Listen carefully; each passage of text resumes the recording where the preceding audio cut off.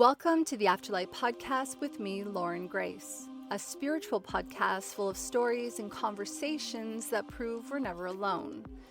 The Afterlight Podcast aims to inspire and educate. Remember, you are the authority on your own life. I encourage you to run everything through your own filter, to take what resonates, and I also urge you to do your own research and consult with qualified professionals for advice on your personal situation. The opinions shared by guests are their own, and any advice by our guests or by me is not a substitute for professional guidance. Thank you so much for listening, and I enjoy journeying back with you to the afterlight. Enjoy the episode.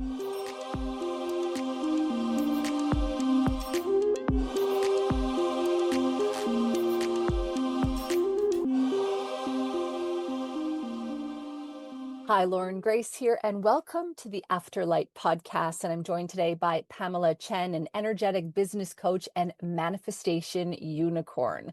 Pamela Chen is an Akashic Records teacher, a magical business mentor, and manifestation coach. She is the co-founder of a mystery school with her business partner, Alexandra Hanley. Together, they train the next generation of spiritual leaders and mystics to become powerful healers and energetic masters. Their mission is to empower humanity, raise the consciousness of the planet, and activate the new Earth timeline. Pamela is also an author and tarot and oracle deck creator with major publishers, including Llewellyn Worldwide, Hay House, and U.S. Game Systems. Her teachings blend quantum manifestation, energy alchemy, and soul-level magic to help others unlock their purpose and abundance. And today we're going to be talking about Pamela's book, Wellness Witchery, but we're also going to be talking about how you can manifest magic, money, and success in your life. And I am just dying to see what else Pamela has to say. So welcome to the show. Thank you so much for being here. Hi, Lauren. Hi, everyone. I'm so excited to be here. So I've got to say, for those of you at home who are not watching the video, you really want to go and check out the clips because number one, Pamela's hair is just incredible. I mean, you say manifestation unicorn in your signature of your email, and I can see why. She's got this most beautiful purple and pink. It's all like an ombre that you've got going on there. Yeah, thank you so much. I think the hair is part of my brand now. It didn't start off that way, but now it just like became part of the magic too, I think. Yeah. Yeah, I love it. It looks so gorgeous, and you're surrounded by these beautiful books and these decks. Are these all the books and decks that you've created yourself? That is all of mine, and there's more, but I couldn't fit it on my desk because I was knocking them over. So Oh, yeah, wow. that's all my published projects. Wow. Well, congratulations. It must give you such a feeling of success and just accomplishment to look at that. I mean, really, congratulations. It's Thank wonderful. you so much. Yeah, it actually surprises me a lot because I never thought I would be a writer. And my skill set wasn't of a writer. I couldn't even write an essay. And so this has actually been something that I did manifest and reprogram my mindset and my energy to accomplish. Well, let's get into that in a few minutes because I'm sure other people at home are dying to know how you can start to, become somebody who doesn't identify with being a writer to become a writer just by reprogramming. Sounds like really easy when you say it like that, but I'm not really sure if it's necessarily that simple. But before that, let's start off with the card of the day because you said that you would be willing to do that. So tell me, which deck have you chosen? Yes, I chose the Tarot of the Owls. The artist is Elizabeth Elba by Llewellyn Worldwide. And this deck was just jumping out to us, the card of the day. Ooh, one popped right out. Ooh, so it's the Knight of Swords. So I do believe that we are going to have a wonderful conversation and that messages are going to really align with the listeners, and whoever's listening, you are going to get what you came for. Do you know what's so funny, Pamela, is I was driving on the road a couple days ago and my husband and we were driving to our next destination because we're living on the road at the moment.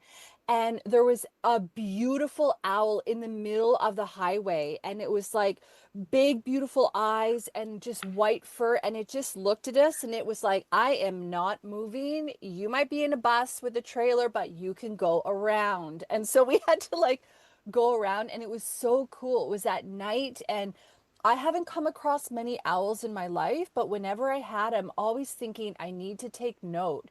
Do you notice things like that in your life, like animals that might pop up or numbers or anything like that? And what would owl mean to you?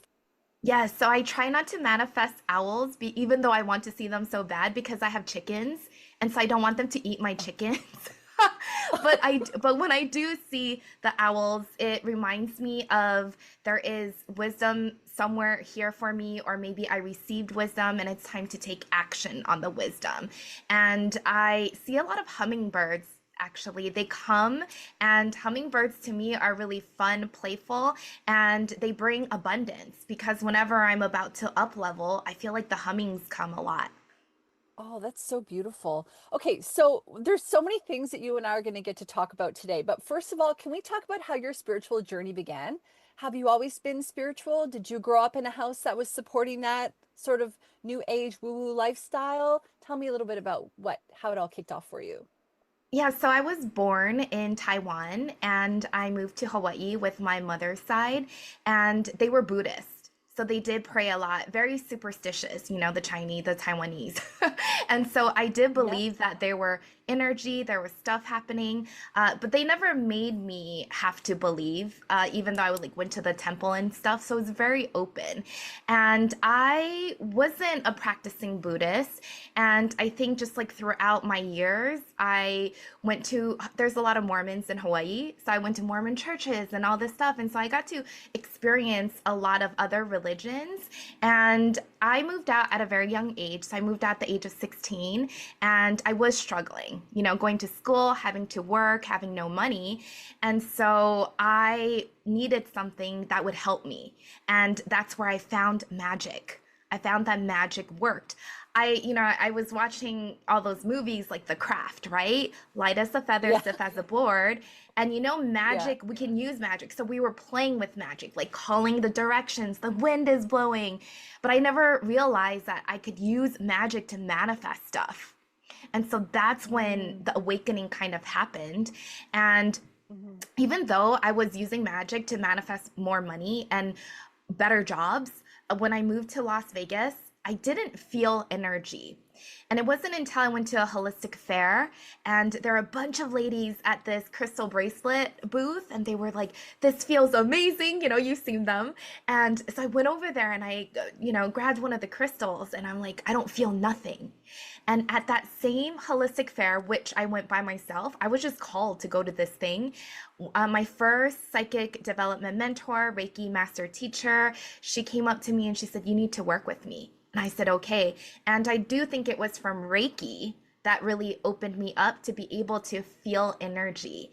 And after that, I never really had a big awakening. Everything was from receiving teachings from mentors and taking programs and going to workshops. And so everything was really learned and implemented. When you're talking, you seem like you're a yes person. Like you're kind of like even a hell yes person. People are like, "Yo, girl, you want to do blah blah blah?" You're like, "Hell yes." Yeah. Yes. Do you find that you've always been like that, or did you kind of have to go through? Because I know for myself, like I really want to be a hell yes person, but sometimes I don't know if it's as I got older, I became more aware that things sometimes can be scary, where it's like really hard for the universe to work with you if you're like, I don't know, I'm going to question that versus saying hell yes. So, how can we embrace more of that? And has that always been part of who you are? I think I am always a yes person because I have the fear of missing out. I didn't want to miss out on Okay. anything. And so I'm always a yes. Yeah. And, before I was a lot of yeses to everything. Even I jumped off this 80-foot cliff in Hawaii called Spitting Caves. I know, because everybody was telling me to jump. And I was like, okay. And I did it, and even when I made decisions to invest in myself and in my business, even at the time when I had no money investing in myself, I was a very yes. And I did really lean into that intuition, that feeling of, I think my Mhm. first $10,000 program that I paid for, I didn't even have the money, but I didn't even know what it was. I just trusted that I knew this was my path and I said yes to it. And I committed. It wasn't just I said yes and, not shown up. And I knew it was valuable. And I did Right. You did the everything my work. coach uh, told me to do. And I think with that, that's how I was able to evolve and grow. Yeah, it seems to me that you're very resilient and you really trust yourself.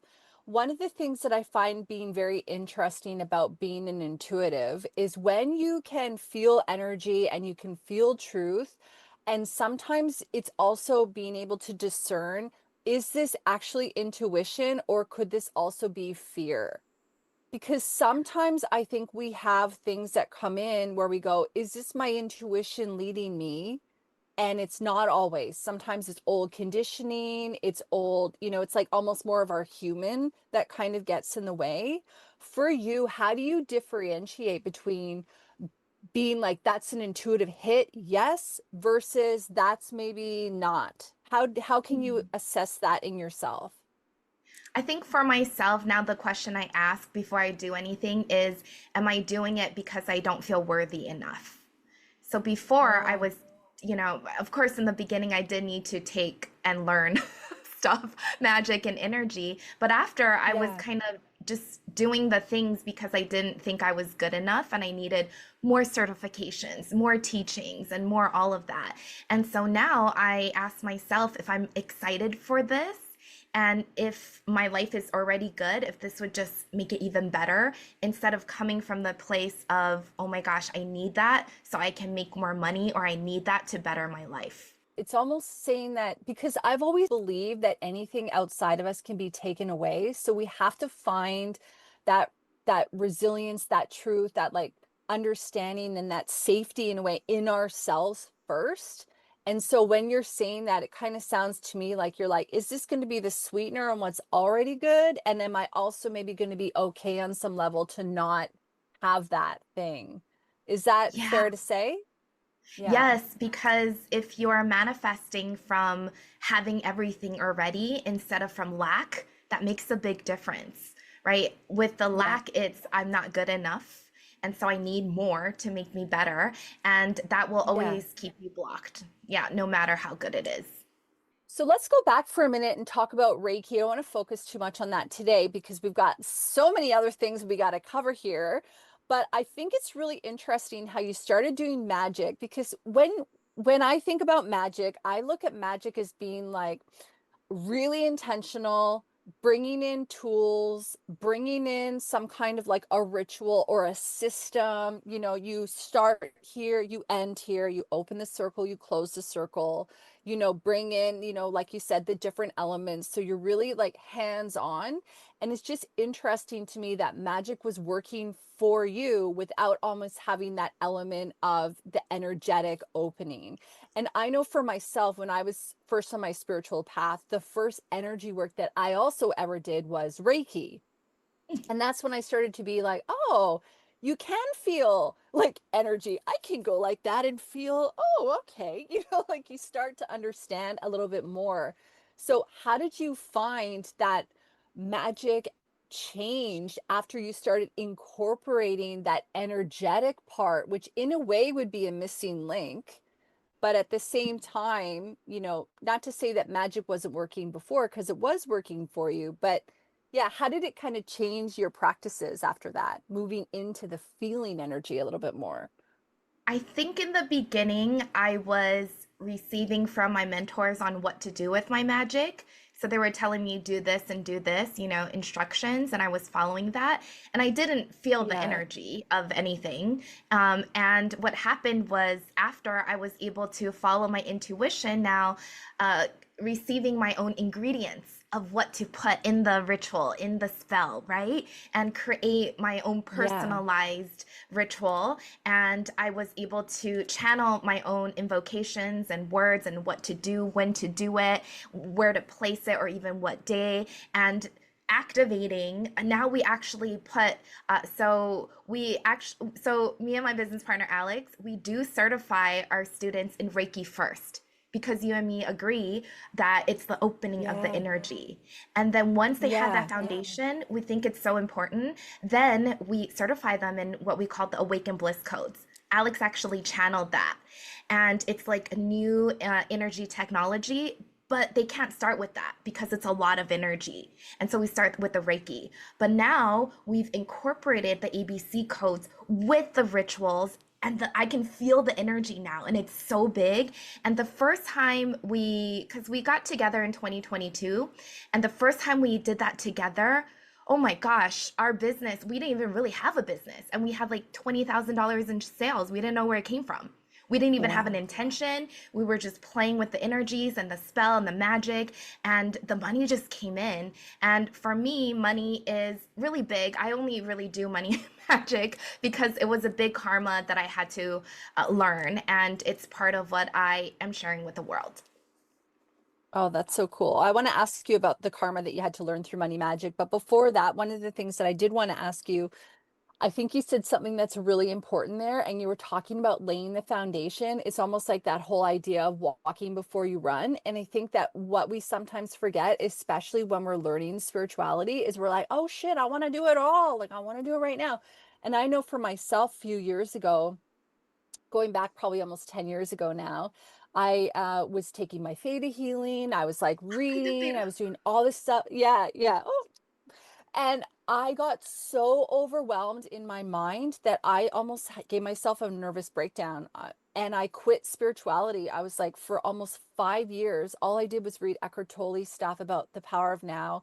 I quit spirituality. I had friends who were like, yeah, like trying to kind of assess where I was at. Like even one of my girlfriends said she would sometimes throw in, "Oh, there's a medium at the thing," or and I would not even entertain it at all. Wouldn't talk about it. All my oracle decks were in boxes. Like I went full on, couldn't even handle it. And a big part of that was because I didn't understand about going slow and taking my time to get like almost to find the footing and do my steps, you know? I remember I talked to a friend of mine a little while ago, and she had a loss. One of her family members transitioned, and she was saying that she was really trying to embrace it on a spiritual level. And I just said, you can't force that. you you can be open to it, but it's like this truth that comes in that you just cannot force. And I think it's the same with journeying, isn't it, through spirituality, that you can't try to bring in the ABC codes that you were talking about and manifesting $1 million before you understand how you're showing up energetically in the world and what money means to you, and how to even be open to attracting a free coffee first. Take it away, Pamela. Yes, because our ego is actually still there, right? It's not a bad thing, but our Yeah. ego is there to protect us. So if we're doing more than we can handle and we're not getting our ego used to the little steps, then what happens is, like you said, it shuts everything out. And you either go into a Yeah. cocoon and you say no to everything, or your actual system gets overwhelmed. So your energetic and physical body will get overwhelmed. And some people have these big awakenings because they can handle it. And so they get it all at once. And it's okay, that's for them, but we're not all Yeah. built the same. And so, if that is not our destiny, then these little steps, making sure that your foundation is solid, make sure that you know how to protect your energy. I think that was a big one. You know, like 10 Yeah. years ago, there was this whole thing about empath, right? You see, I saw online empath. Well, we're all empath, Yeah. but it was such a big thing because a lot of people were awakening and didn't know how to regulate their energy, didn't know how to protect themselves. So they were getting feedback and, you know, energies from everybody else.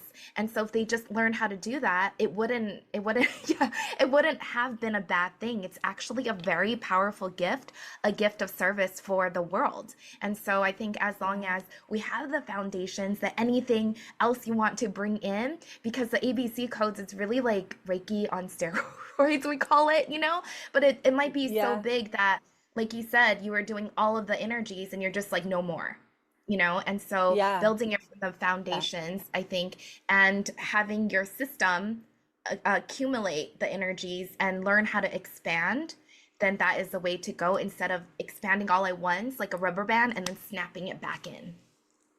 Yeah, because that's what I got afraid, to be fair. Yeah. I was afraid and I was like, I'm just going to shut all this down and I'm just going to have a nap for a few years and then I'll see when I'm Yeah. ready. And the empath thing and protecting your energy. So I started this podcast. I've been on my spiritual journey since I was, very, very young, like around 13. I got my first tarot deck and things like that. But I didn't know until the last like 4 or 5 years that I was an empath. Somehow, with all the Reiki and the theta and all these things, I guess maybe it was always just implied that I would have known that about myself. I never knew. And so I never understood about how I'm feeling the energy of the world and the people around me. And I didn't really understand how to protect my energy. So before we talk a little bit more about money magic and manifestation and even your story in terms of like the karma side of that, I'd love to know if you have any tips or tricks about how people can protect their energy. And do you also think that cleansing and clearing your energy is as important as protecting it? Oh, yes, 100%. So you have to cleanse and clear your energy every single day because we're Yeah. receiving new information and new energy from the people around us, from the TV, from the radio, from your significant other, what they're saying, what they're feeling. And so there's always going to be new layers of energy coming in you. And when it's only in like your energetic bubble, your aura, let's just say, it's easy to clear. You could just, kind of sweep it away. If you Yeah. keep it with you and you don't clear it, then it goes deeper, deeper into the layers. And the final process is inside of your body. And that's where we start getting the pains, right? It doesn't just come out of nowhere. It's these blocks, it's these things that no longer serve us, and it's within our body. But that takes a while. So don't worry about that. But do clean and clear every But you single want to day. do your spiritual hygiene Yes. to avoid Yes. that from happening. Yeah. Yes, then you need one of those deep, deep clearing sessions for sure. You go into your dark night of the soul, and that happens. And it's okay, however it shows up for people. But definitely cleanse and clear Yeah. every single day. And I actually shared this exercise with my friend's son because he was going to his cousin's house and he was really, sensitive to energy. And all of the kids he didn't feel good coming home. And so I told him to create a Yeah. shield around him. And usually I just said, imagine an egg, right? Your aura all around you, all the way to the ground. Imagine it harden. So maybe it's hardened to gold, maybe it's bricks, maybe it's metal. For him, he wanted like a shield. I think he was only 6 or 7 years old at that time. And he did this. And ever since then, she told me that he's never felt sick after going over to his cousin's house. And this is what I share with all of my clients, and they'll shield up before they go outside if they're really sensitive. Yeah, that's so beautiful. So do you clear your energy before you shield up, and how do you do that? Or is it a bit of a personal practice? Yes, so I chant every morning. I chant in Sanskrit, I chant in Aramaic, so that clears and also activates the energy. I'm also outside walking a lot and playing with my chickens in the morning, so being in nature and grounding. And if you just want to stand outside and let the air, if there is wind, blow through you, that also clears your aura. I really like to use rose spray for aura. Any sound instruments, me and Alex likes to use what we call the sistrum. It's an ancient instrument from Hathor, the Egyptian goddess, and you kind of shake it and it goes and we use that to clear energy. And so I think there's many different ways. The easiest would probably be the rose spray. You just kind of spray it around you or whoever and your space. We should always clear our space. Oh, beautiful. I love rose because rose is so interesting. Rose has thorns on it. And so thorns for me are all about like protection and stay out. Mhm. And then you've got the rose with like different colors. It's such a high vibe flower. When you're talking too, I was thinking about it's all intention, isn't it? Letting the wind, it's not letting the wind blow around you, it's letting it blow through you. When you said that, I just went, oh, so good. Yes, I think whatever you believe in is what's going to happen. And so that's why reprogramming your mind is very important so that you can believe what you are doing. If you're doing something and you don't believe in that yet, then it's not going to come true. But if you do believe Yeah. it and you're really feeling it, then it is going to be your reality sooner or later. Yeah, 100%. Okay, so let's talk about magic and money now? Because our listener at home is like, girl, I got my notebook. I'm ready to manifest some money. Tell me how to do it. So before we go there, you did mention that there was like a karmic lesson that you needed to learn around manifesting money. Can you share a bit about that story? Sure. So we work with Vedic astrology, so the Eastern astrology. It's mapped out a little bit different than Western astrology. And in my Vedic astrology, you can see what you incarnated here for. And mine was my karma was business and magic and money. And so it was, I mean, it just super aligned on how that is my business now. And when I wasn't teaching business and money and magic, I didn't make money in my business. And so what you are here to do is also very important for the abundance. But it could look many ways. I didn't have to be a coach, right? But Yeah, it's just what I landed on. And yeah. so money has always been a big part of my life. You know, I moved out at the age of 16, so I didn't have money. And I remember, you know, not being able to pay the grocery bill because I had negative $200 in my debit card. I couldn't swipe it. And so that desire of making more money because I knew that it would make my life better allowed me to clear the karma, to learn the lessons and view my life as, hey, this was what happened to me, but it's not a bad thing because I learned how to be really independent. I learned how to take action, listen to my intuition, and I discovered magic. So whenever you can learn the lesson of something, 90% of that karma begins to disappear. It's not that you won't be tested again in your life. Money stuff comes up for me all the time, but it's just easier to break through now because I know I'm like, ah, I see you, universe, thank you, you know, and I have the tools and the Yeah. magic now to also allow myself to regulate my nervous system and my mindset and move through that, right, faster than before. Money is just such a funny subject because people have so much baggage and stories and fears and excitement around it. I know like in the spiritual space, it's Hmm. still kind of seen sometimes as being negative for charging for services. And even though it's like, hello, I've been on Earth School for like the past 40 plus years, and I also did all these other lifetimes where I've had to learn all of the stuff that I know now. You got to pay for that privilege, you know?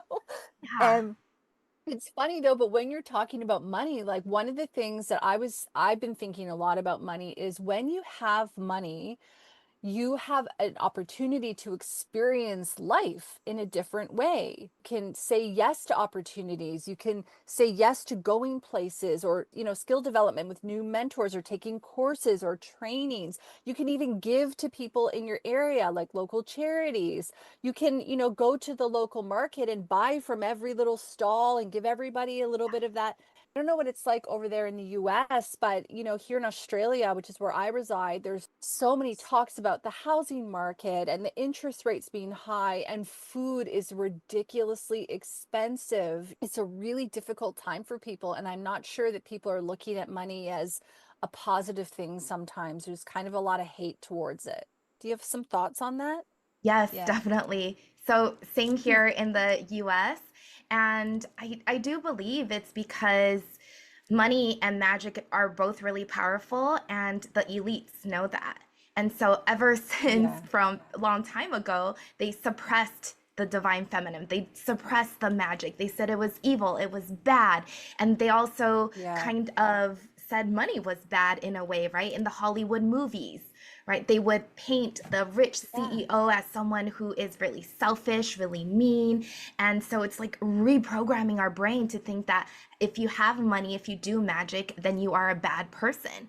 And we bought into that for Yeah. a long time. And now, because the cycles of our ascension, our eras are changing, everybody is waking up. And so more and more people are able to tap into their magic, able able to tapping it into their sovereignty and share magic and share money. And so I think there is a lot more people now actually in the spiritual world. I just went to speak at Mystic South in Atlanta, and everybody was really open-minded about money. I didn't know what I was going to expect there, but they were like, yes, Yeah. oh, that really makes sense. And now they're really open to receive. And they want to receive. And like exactly like you said, the Yeah. more money is just energy. And so it's not good or bad. You won't be greedy if you have a lot of money. You just are who you already are, but more. And a lot of people talk about being their authentic selves, right?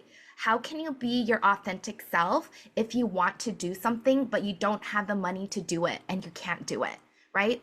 Like Yeah. if I wanted to color my hair, it costs money. And if I can't do it, then I'm not expressing who I am. I don't feel like I am. I don't feel like I am who I am supposed to be. 100%. So you had talked about karma kind of, blocking you maybe in the money, aspect, and then you're starting to learn and see those lessons. How do you learn and see those lessons? Like, how are you at the grocery store and you've got all of this food and you can't buy it? And then how do you kind of check yourself and go, oh, well, must be an opportunity here. And then you leave and you probably feel embarrassed or or sad or hungry, How do you get over that? And I think that's where a lot of people can get unstuck is they're stuck in the real life moment and going, this doesn't feel like an opportunity right now. This feels really painful. Yeah. So definitely not at the moment. And I don't think at the at the age of 18 I was aware enough to learn the lessons even Yeah. then. And I Hindsight's just always 2020.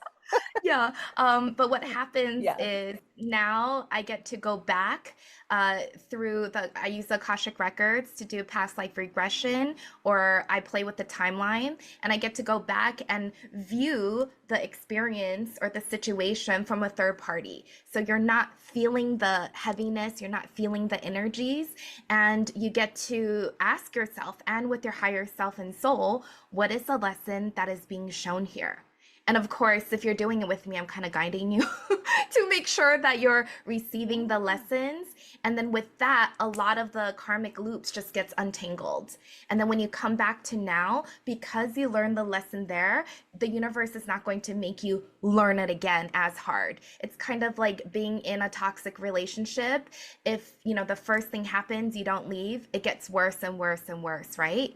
Until it's like that moment where you're like, I gotta leave this relationship. That's the same thing with the karmas. It just keeps coming back if we don't address it, if we keep ignoring it. Oh, that's so cool. I remember hearing a practice of reliving every day the way that you wish it had gone instead of the way Oh, that it did. interesting. I'll bring up on my phone. I can't remember the author. Well, I'll bring that up while we're talking.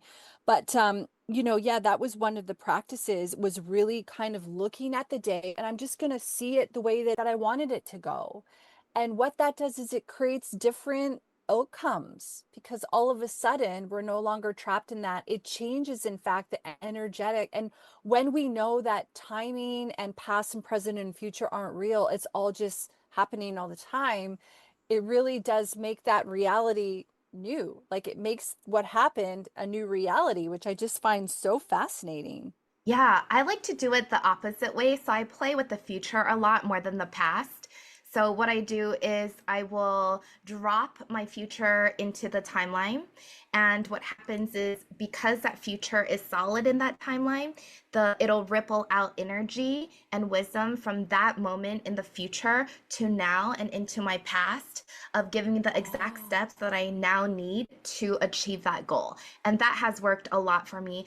I hardly do, I mean, I do go to the past or because all the lives are happening simultaneously. yeah, um yeah. we do some past like regressions and stuff. Hypnosis is very powerful, or the Akashic timeline. But I don't do that often because I like to focus more on the future. That's just me. Yeah, but I think whatever works for people would be really, really good. Yeah, well, that's the thing. It's about, and you talked about it earlier when you were going to Mormon churches and you were learning about Buddhism, you were really like dabbling and learning the different ways. And then you worked with different mentors. And then all of a sudden you're like, oh, wait a minute, my intuition is telling me to add a little spice of that and a little juju of this over here, right? So that's what we do, is like we learn and we grow and we find our own way. And I believe personally there's not one way, there's many ways, as long as we're being, truthful with who we are. And I'll just mention that that author is Neville Goddard, and Oh, yes. he's passed. It's like an old school teacher, but he was the guy who came up with that idea. So can we talk a little bit about, I would love to ask you before we wrap up around, tips and tricks for how to maybe do a manifestation practice to attract money. But before we go there, I do want to go back to something that you talked about at the top of the show, which was that you didn't see yourself as a writer, and then you started to get rid of some of those old beliefs, and then you really stepped into that for yourself. How did you do that? How do you, I mean, I can see already in you, there's like this amazing, hell yes, resilient, powerful energy. So maybe you're born like that, but for someone at home who's listening and they're going, I've always wanted to be a writer, I've always wanted to do this thing, I just never felt good enough. Yeah, just love to hear your thoughts on that, Pamela, and how you did it. Yes, so I think the resilience comes from I have to, if I don't do it myself, no one's going to give it to me because my parents left me at a very young age in third grade. And so I depended on myself, and that was built there, knowing that if I don't ask for stuff, if I don't do stuff, then it's not going to come to me. And so I'm the one to make Yeah. it happen. And if you're listening to this, you're probably way smarter, way better off than I was because everything was against me. But it doesn't really matter because what happened in the past is not real anymore. It's in the past. So whoever you were, whatever you did, whatever your bank account was or is, it doesn't matter because you change the future now in the present. The decisions that you make in the present moment changes the future. So you can always change your future. You can make everything to what you desire. And so English is my second language. I went to, Wow. Hawaii school, and so Hawaii education is not the greatest. Our English class, they just made us do oral book reports our junior year. And, 11th grade, we just did oral book reports, and all we did was watch surfing videos. And I never wrote an essay. I took one semester of college. I think I did like psychology online, and then I dropped out because I didn't have the money. And so I was never going to write. I learned writing actually for business, how to write emails, how to write Instagram posts. And from that, I wanted to create a tarot deck. And so my friend at the time was like, hey, she can help me, my coach, she can help me create a deck. And so I created myself first self-published deck. And from there, I was just like, oh, let me try submitting it to the publisher. And I think I got really, really lucky. And I think this is why energy and manifestation works because I don't know how I got into Llewellyn. It was like the most luckiest thing ever. And I got in. And even with the third contract, I remember I was still programming myself. You are a good writer. You can write. You love editing because I don't love editing. And so I was still trying to convince myself that, wow, I can write. And so, but I just kept going. And, if you get no's, that's okay. That's just part of the process. And you just Yeah. say yes to everything that you can and you allow the Yeah. journey to unfold. Yeah.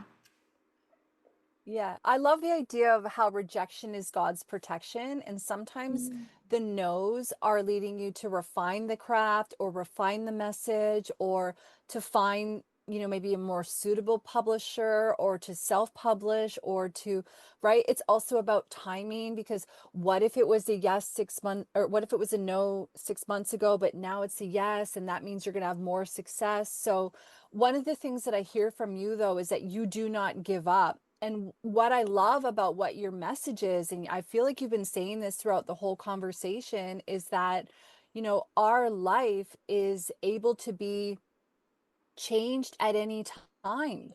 And I love that you look at the future as being like malleable. It's like, well, what do you want? And like, this is your position of power in order to be able to do that. And so I love that that's a big part of what you're doing is you're like, I'm aware of my energy and I'm aware of my ability to create the future and the life that I want. And so I'm going to back myself and I'm going to get that. Yeah, and I think it actually helps when you do have. So before I used to go to a lot of psychics because I was unsure of my life, and but Yeah. now I Yeah. do receive messages for myself, or Alex reads my Vedic astrology, and I also did this Indian palm leaf reading, which is really interesting. But basically, I have the Ooh. next like 40 years, or I don't think not that long. I'm already 40. But in the next like 20 years mapped out. And so I know even if I'm like dipping right now, even if there are challenges right now, I know I'm going to be good. And there is a psychic, Yeah. and I think it does change everything when you have faith and hope. When I was 18, the psychic told me when you're 50, you're going to be really good. And then recently, the Vedic astrology affirmed that and the naughty leaf reading. And so everything was like, when you're 50, you're good. And so I can't wait till I'm 50. I'm almost there. Like, can't wait. But I've been waiting Oh for my so God. long for it. But it's like the hope and the faith that I know that I can get through anything because the good times are going to be coming and it's going to get better and better. Yeah. And I think what it comes down to is like, seeing the journey that we've taken in our lives and going, well, I'm here right now and I'm where I'm meant to be. And I can see when I've gone through difficult times and how I was able to get through that. And it's like learning that trust and that resilience in yourself, but also in spirit too. You know, I'm curious to know, Pamela, how do you hear your guides talk to you? Because I know for myself, often I can, if I'll like hear them talk to me if I'm talking to someone or if I'm doing a reading or whatever. I hear them talk to me. But I also can do automatic writing where I can get a lot of clarity, or I'll hear my guides even talk to me in symbols and signs around me, like animals, like owls that might pop up or numbers that might show up. One thing that I started doing recently, which is very cool, is so I like as a human, we have our mind that talks. It's almost like we have our brain and then our mind. So like the brain is like the human side and then the mind is like the spiritual. Or if I sit back in my seat, I can get into my soul seat versus leaning forward and being more human. Anyway, so I can actually say to myself, okay, so my thoughts are telling me the story of blah, blah, blah. And then I can create space in my mind for a moment. And then I can have my guides come in and tell me something that makes me feel better about that moment, or something that makes me feel a little bit more supported or gives me guidance. So I'd love to know for you, how does it work for you in your own, like getting your own wisdom? Yes, I love automatic writing too and channeling. And I actually Yeah. do feel like they come through on my left side at the top. So I can feel myself receiving information from there. And it's usually of my own voice, speaking, or sometimes Yep. I see Yep. pictures or words, and that's how I receive the messages. Before this podcast, before I coach, before I hold any sessions, I do ask that my ego be moved out of the way and for spirit or the universe to come in, source energy, so that I am sharing, the highest and best for all, and, share what it needs to be shared. And so I do have that practice, that prayer before we do anything, before we teach anything. And I do believe that they come through a lot in tarot. So I pull cards for everything. Like today, I was like, I don't know what to eat. Should I eat bagel with peanut butter or bagel with avocados? And then my boyfriend was like, why don't you ask your guys? And I was like, actually, I am. And I pulled a card to see which one to eat. And I don't pull like 10 cards. I'll just pull one, and if it looks good, it looks Yeah. good. If it's like someone crying, then I'll be like, next card. You know what I mean? And so we pull cards for everything. We pull cards for pricing. We pull cards for deciding a lot on important stuff for our business, but also for the really mundane things. Do you know what sometimes happens to me? Actually, we have to ask, did you do avocado or peanut butter? Like, what was the card? Oh, so I did peanut butter and honey in the morning, and I ended up eating the avocado later. Okay. So did you have like a sweet bee on a card or something like that that gave you the indication that that was the way to No, go? I think I got the Hierophant, and so that's like a good card for me. And then I think it made sense because when I ate the avocado one, I was like, oh, it wasn't as good. So it was Okay. good that Okay. I picked the peanut butter and honey in the beginning. Good choice. So it's so funny. I don't know if you've ever experienced this, but sometimes I get afraid of tarot cards because there it can Mm. be a little bit more like in your face and, like a little bit like, oh, that seems scary to me, And even sometimes Oracle, I mean, Oracle's often I find like a softer way of saying things. How do you kind of, when you get a tarot card, how do you see the potential and the opportunity, especially in cards that might be a little bit scary? Yeah, so I do believe that tarot for myself is easier to read because it's a system.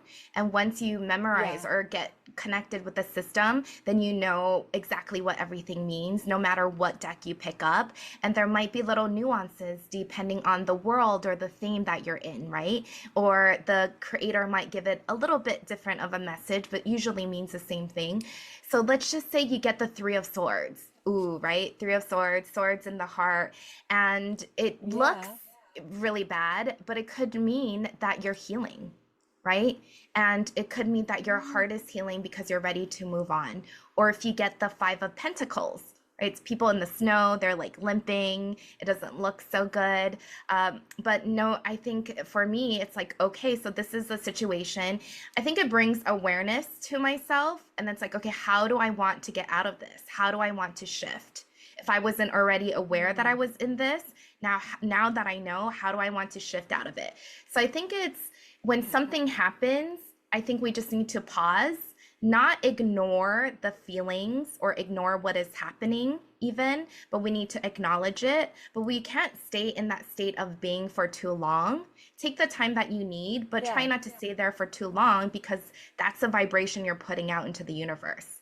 So if you want to attract bigger, better things, you got to vibrate at a bigger, better energy. And so after you have paused, and maybe you do want to, send up a prayer to the universe or God or source, creator, whoever you believe in, and be like, hey, show me, guide me in how I can release this or transform this energy to something that supports me. And then see what you get, see what comes through. And you will know that, like you knew when you were ready. You didn't have to be pushed into it by your friend, right? You know in your heart when you're ready for something. Yeah. And when you're ready, then you make the decision to change and your life changes. But what happens is the more you do this, the better you get at it, right? The more we do it, the better we get at it. And so you'll start shifting, especially if you have a podcast or business, things are always happening. You'll start shifting really fast Yeah. and the breakdown won't be so long anymore or so bad. And the breakthroughs will come faster and it'll be longer and bigger. Yeah, that's so well said. And I just love how you're talking too all the time about how the future's malleable. Like these are tools that we are using to say, hey, this could be where you're headed, or maybe this is an opportunity for you to have some perspective. Where's the opportunity here? Like, I don't need to be like, oh, woe is me. I'm a victim, hide in my bed all day from the world. I can go, yes, I'm going to walk through in the snow. Even if it's snowy, I'm going to keep moving forward because I know that at the end of snow comes spring, and spring is Yes. when all the flowers start to bloom, and the flowers bloom and they smell so great, like, right? Yeah. And you start to Yeah. play with yourself a little bit like this. I don't know about you, but I find too that when we're getting guidance and support from spirit, even though it sounds like our own voice, it's always through love and compassion and gentleness and sometimes humor. And it's never saying things like, you suck and you're going to die and everything is the worst and, you're going to fail. It's always saying, like, hey, girl, what about looking at it like this? Or what's the path of least resistance out of these two scenarios? Right. And it's like, all right, okay. So I think that Yeah. that's important to remember as well. Yeah. Yeah, I coach a lot of spiritual entrepreneurs. And so, like, social media is a big thing for them, visibility. And so, a lot of times, their guides will tell them, yeah, do your lives, right? Do stories on social media. And right before they do it, a voice comes in and be like, no, but, Yeah. nobody, they're going to judge you and all this. And, you have this coming up, you're busy. So, that's not spirit. because like you said, that is playing on the fear of, if you're getting messages that you feel fear, it's not your intuition telling you not to do the thing. It's just, again, your subconscious trying to stop you from getting out of the comfort zone so that you stay alive. That's basically, it's trying to protect you.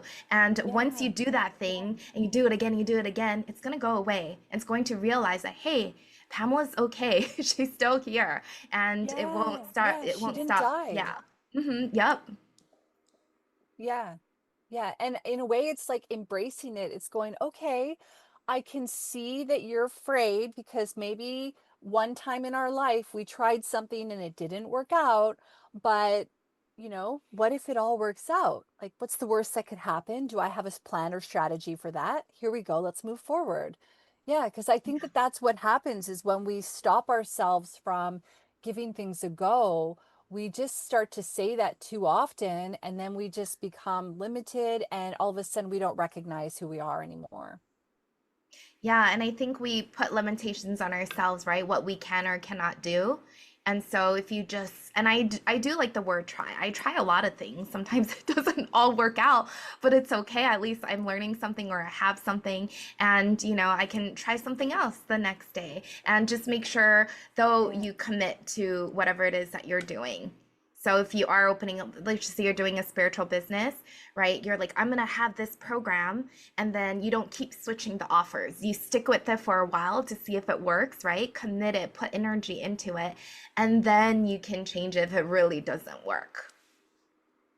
Oh, that's so beautiful. So just before we wrap up here, your new book, Wealth Witchery, I mean, you've got incredible stuff in there. You've got your prosperity dream board, you've got your abundance altar, you get to rewrite your richer reality, which I just love all these practices that you can do to really almost like bring the power back into your own seat. That's really what I'm feeling from that book. It's like your opportunity to be able to go, okay, well, how do I want to rewrite the kind of life that I want to live?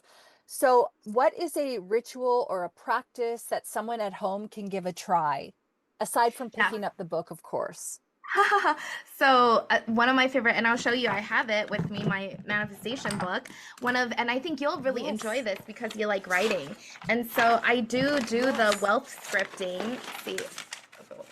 So I just write out my future as if it has already Wow. happened. You can't really read it because a lot of times when you are in that deep state, then what happens is your writing's not legible. But you do get into a meditative state, and then you start writing out your future of what it is. So you're scripting your future as if it has already happened. And I manifested, I want to say, like, all of my book and debt contracts from that, and a lot of things from just writing out my future. And I always go a little bit bigger. So I think it does depend on who you are. If you go really big and it stresses you out, then go a little bit lower. But I like to go bigger, and if I hit below it, or at a minimum, I'm still happy. Yeah. There's a chance I can get that really big thing, and I'm okay with it. So it's up to you. You can say, I want $100,000 in my bank account, or you could say 50,000, whatever you feel comfortable with, but you have to believe that it can happen for you. That's the key. You have to believe that this is something that can happen for you. And so if you, like me, if you were negative 200, I probably try to manifest $500, right? To begin with, just to see. And Yes. once you Yes. get that 500, you're going to be like, whoa, this works. And they could be like, okay, 1,000. And they could be like, okay, 2,500. And then the more higher you go, the more money is going to come because of the belief, and the bigger you can go. So like from 5,000, now you can Mm. manifest 10,000 and 25,000 and so on. Oh, that's so good. In your new book as well, there were some changes that you made along the way, right? Like you had a Yeah. different title than the one that you've got now. How important is it to when you're creating a piece of art, a piece of work that you're putting out in the world, that you're not so tied to the idea that you're open to being able to change things, such as the title, such as, maybe even some of the content or the order of the chapters. Can you speak to that for a moment? Yes, I do know. I mean, it depends who the creator is. And I do know some people who are really tied to their stuff, and they're probably more well known that they have the voice to make the change. I mean, obviously, if you're selling a lot of decks and books, and if you want something in there, or you want something changed, they'll do it for you, the publisher. But Yeah. the publisher is actually they're all really nice, and they know what they're doing, and obviously they know what's going to sell in the market, right? And so my Yeah. titles are never the same. I don't think I've had one title that was what I submitted with. They always come back, and we kind of co-create. They go, Wow. "How do you feel about this?" Even the covers, they kind of decide what the cover looks like. And for me, I just know that, I trust them and I know that it's okay. But Wealth Witchery, we Yeah. actually both confirmed on Richcraft, which I think is the coolest name ever. But what we found out It's was so that cool. it was, but what we found out was that there was like it wasn't a book, it was like a program that I don't even know who that owned it. And they were reaching out to me, letting me know, hey, this is my name, this is my name. And so I didn't really want to, deal with that energy. Go there. Obviously, around, Yeah. a wealth book, you want to be wealthy and abundant. And so I did tell my Yeah. publisher, hey, yeah, I did suggest, why don't we change the name? And they're like, okay. And, we brainstorm. And I think Wealth Witchery was amazing. And I think they gave me that. Yeah. Yeah, they gave me that. And I was like, yeah, let's do this. And that was it. We changed it in like a day. That's so cool. And, it just sounds like trusting the people in your corner, and marketers are marketers for a reason. They know what's going to sell, they know what they're doing. We've all gone to, like, okay, so yesterday I went to the market and I got some amazing Indonesian food, and there were these jars of, I couldn't even tell what it was. I was like, I don't know what this is. Anyway, so on the side of my noodles was like this chili sauce. And I went, oh, well, that's what's in these jars. And they were like old peanut butter jars filled with all this chili sauce. And I thought, I ended up trying the chili sauce. It was amazing. And I thought, wow, if they just marketed that in like a really beautiful jar with a really gorgeous label, I probably would have bought one. But because I was like unsure of it, even though it tasted fantastic, I wasn't going to go back and buy it. So just kind of like a real life situation there. But marketing really is everything, and it can make or break your product, your program, your decks. Yeah, I feel like they do. And, with also editing the books, they were very open. I mean, I think now they know me, but when I was writing this, I think she was like, wait, because, in entrepreneurship, you can make a lot of money. It's a thing. Yeah. And they were like, did your clients really make this? I was like, yes. They went from having nothing to making, I was like, yes, they manifested that. And so I even had to convince them that I wasn't lying in the book. Yes, yes. Well, because sometimes you see those stories and you're like, is that real or not? You're unsure, and I think it can be difficult sometimes too, because if you're doing that, but you're not achieving that level of success, then you kind of go, oh, that must just be like a shiny unicorn, and it's just like a one in a million opportunity. But the fact of the matter is that as we continue to do the work, and I think in a way like do work that really lights us up and really allows us to step into who we are meant to be, that's when we're going to start to get some of those successes. But I can see writing down like major stories of major transformations and breakthroughs can sometimes feel like it's like a marketing plot tool, and it's not real. Well, actually, I did take some stuff out because it did sound like I was selling because that's how I write, And so I had to take some stuff out. Yeah. Even you have to, so I was like, oh, it does sound like I'm trying to like sell them, which I'm not trying to sell, but it just that's how my brain Yeah, works but when because you're a I didn't. Yeah. salesperson, Yeah. what, like, obviously, yeah, I respect that.